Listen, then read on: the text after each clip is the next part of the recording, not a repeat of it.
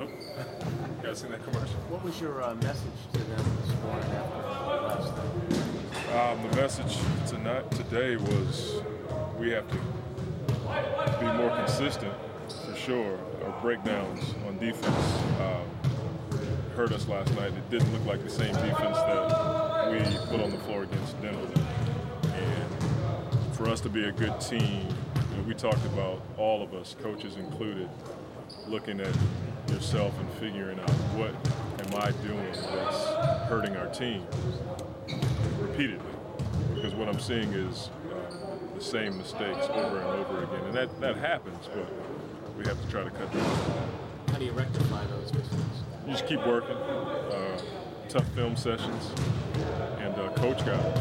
And guys, we had a great practice today. Guys were certainly in the flow of competition for sure, and we just work. That's the only way you're going to get through it. Obviously, we can't have 2-hour practices with the back-to-back coming up and games all over the place, but we can always work, and our coaches do a great job of putting guys in scenarios that are just like the game so that we can work on them here. So today was a good opportunity, given the schedule, to work them a little bit harder than you might ordinarily? Yeah, I mean, it's still early. We're not at game 35. It's first few weeks of the season. I think you still can practice. I could be wrong on that, but I know a lot of guys around the league aren't practicing a lot. But we don't have that luxury. We have so many young guys or guys in a new role.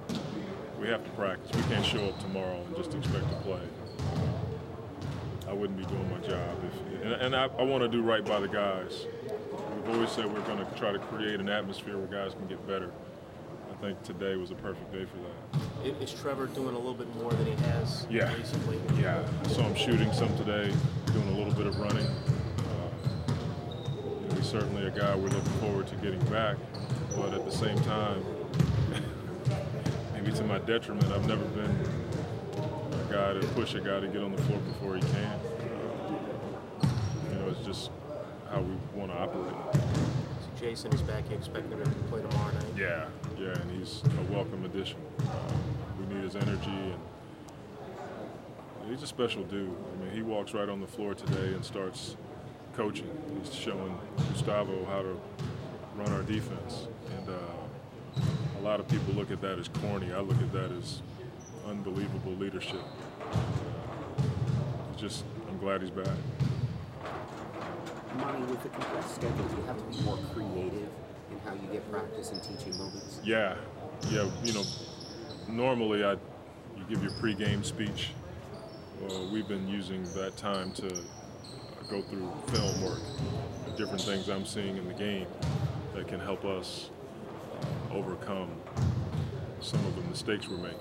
So we've become creative in that way, and then our practice times, we've condensed our practices. We may not go 2 hours, but we may get an hour in of hard work and then get the guys off the floor so they can rest. So our PD program is important. I mean, we finished practice a while ago and guys are still here, and they'll be here for another hour or two. So we're trying to find different ways to make the most of the time we don't have. For a coach, sometimes it's training camps where you decide who guys are going to be. How do you do that on the fly with so many new faces? It's hard. I'll be the first to tell you, it's really hard when you don't know your guys as well as you did on the team you had last year. Having guys like Chris and Eric and Aminu has been tough to figure out where they're effective and how I can implement them in our plan, especially Eric. He's only played 2 games, so at the same time, it's what we have to do. I'm not the only one in that position, but if you look around the league, the teams who have consistency in their lineups are doing a lot better because they don't have to shuffle that. They got the same rotation as last year, like Oklahoma City last night.